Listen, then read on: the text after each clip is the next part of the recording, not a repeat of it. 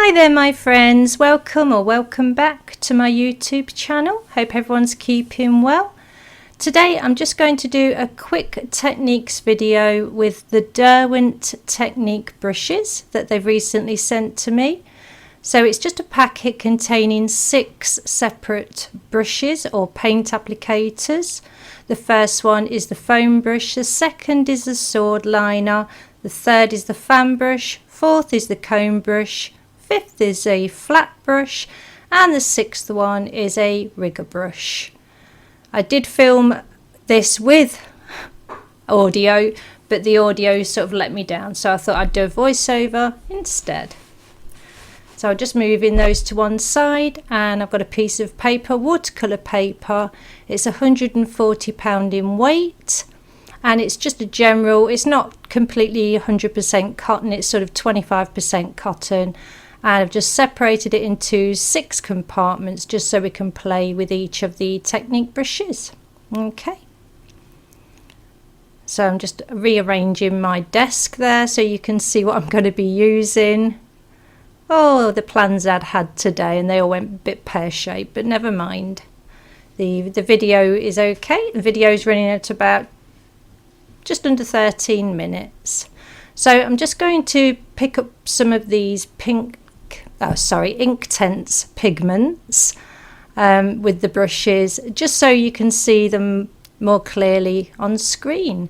So the first is the foam brush, and it's just a piece of foam on a brush handle, and you can use this to either put a long wash on of water, or you can apply pigment. So it's nice for covering a large area if you need to. So I'm just dipping it in the water, and I'll be picking up some pigment just to show you. And it holds a lot of water. So just bear with me, and it will be on screen in a minute. Maybe I should just refilm this whole thing. Okay, here goes. So I've dipped it in water, picked up some pigment, and there you go. And you can go on for a long while because it just does pick up so much. And obviously depending on the paper you're using, if you're using a rough paper, you can do dry brush work with this as well. Just don't put too much water or squeeze a lot of the water out of the foam brush. Simple. And it does make a nice flat layer. Whereas if you're working that with a filbert brush or with a flat brush, you tend to create edges, but this can be used for a nice big background wash. Really simple. Wiping up the dribbles there because it contains so much water. Okay, so the next one is the sword liner, and I know these are sometimes called sword liners, they're sometimes called dagger brushes, but they hold a lot of pigment. The filaments are very long, very soft in these brushes, and I would only use them with Inktense or ink or watercolour. I wouldn't use them with wash because they're too soft, but they're just perfect for this. The sword liner or dagger brushes are used a lot by botanical artists because you can create nice petal shapes or leaf shapes, things like that with them. So loading up the brush, making sure the bristles are coated, and it does hold a lot of pigment and a lot of water as well. And you can use this in a multitude of ways, just taking off a little bit of pigment from the end there, and however you angle the brush will determine what the strokes look like. So you can go on with the tip, or you can angle it, and that's one of the normal shapes you'll see people creating with one of these brushes. You just put the brush on, push down, lift, push down, and as you can see, I haven't had to apply any more pigment or water. It holds a lot. So that tip is very fine. You can do quite fine details with it, but this isn't a set that you just have this set on its own and expect to create a painting with it. It would be an additional set to what you already create paintings with. I would also, along the lines of paintbrushes, I would also have rounds and flats and filberts, and then this would be an additional set. And that was the sword liner, giving it a quick wash there. This is the fan brush, and as you can see, there's a lot of filaments there, textured filaments in a fan shape, but when you wet it, they clump together. And I'll show you that in a minute. Just dipping it in the water there. There you go. So that's what it looks like when it's wet.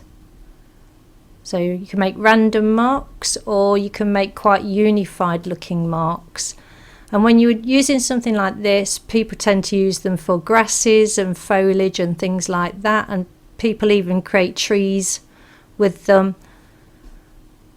But it can look a bit uniform if you're not too careful. So you need to, when you're applying anything with this brush, or with the comb brush later on, you'll see that you need to keep rotating and moving your brush so that they don't all look like little soldiers in a row. Again, you can use part of the brush, or you can use all of the brush. And it's actually easier, I didn't do it on here though, if you flick up. So if you want to do grass and things like that in a sketch, then you want to flick the brush up.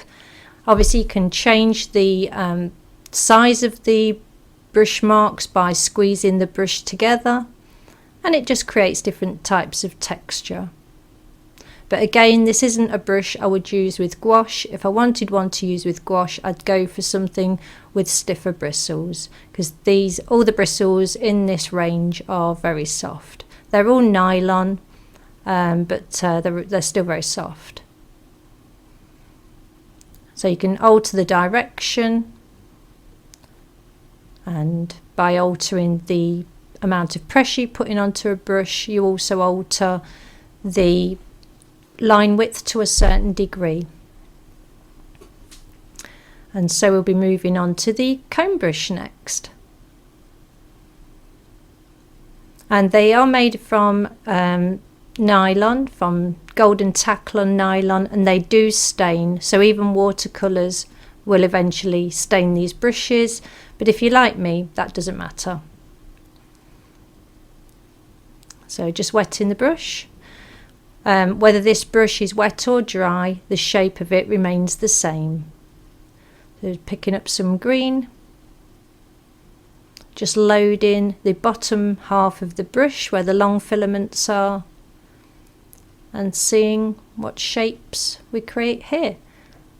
So again, you could use this for grasses, but as you can see, it can be very uniform looking, so you do need to alter the direction and the angle at which you're holding the brush if you want to make the marks look more free, more random.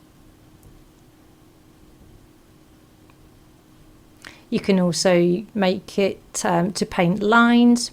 That wasn't very good use of English. You can use it to create lines, I should say, and by pushing the brush up onto its very tip, you can get very fine lines with this brush.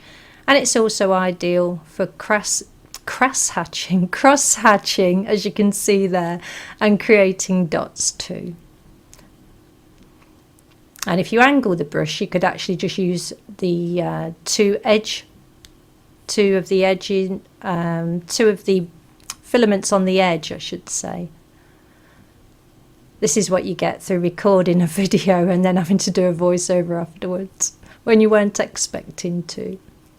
Okay, now the next one is the flat brush, and I think we all know what a flat brush does. So you can create it to use it to create flat washes, lines.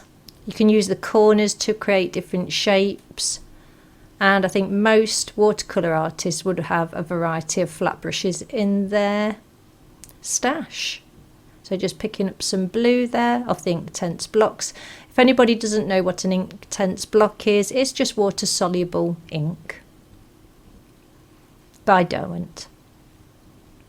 So using it for its main use to begin with, and that's just creating a flat wash of colour, tipping it up onto the very end of the filaments, and you can create finer lines.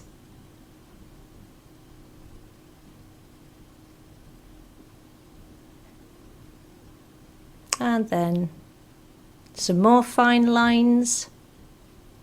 And as you can see, it does hold a lot of pigment and a lot of water too. The nice thing about flat brushes is that you can really tell how much water is in the brush filaments.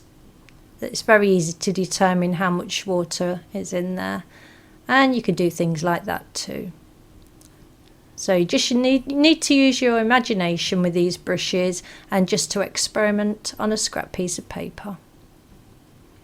Then last but not least, we have the rigger brush. Nice long filaments that come to a very fine point, like that once they're wet. And I believe they're called rigger brushes because they're originally used when painting rigging on boats and ships, in marine and nautical paintings. Now when I pick up pigment with a rigger brush, I twirl the brush on the pigment surface just to make sure that all of those filaments, right from the very tip to the very bottom of the brush, are covered and filled with paint.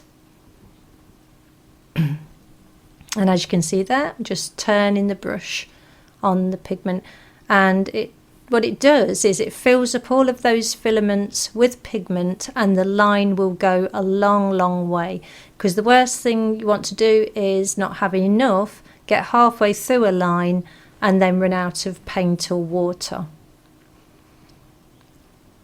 Now with this brush, because of its shape and dimensions, really what you get is what you get really. By pressing harder down on the surface of the paper, it doesn't actually alter the width of the line. So if you've got an unsteady hand and you feel as though you have to press a little bit more to keep a steady line, then it won't affect the line width with a rigger brush.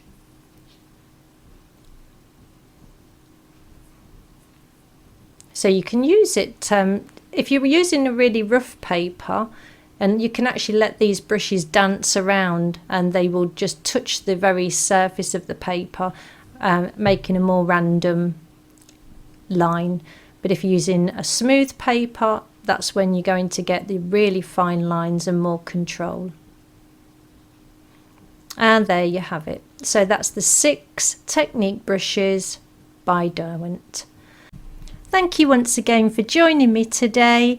Stay safe everybody, stay creative. Please like and subscribe if you haven't already, and I will see you all soon with a more in-depth tutorial video. Take care. Bye.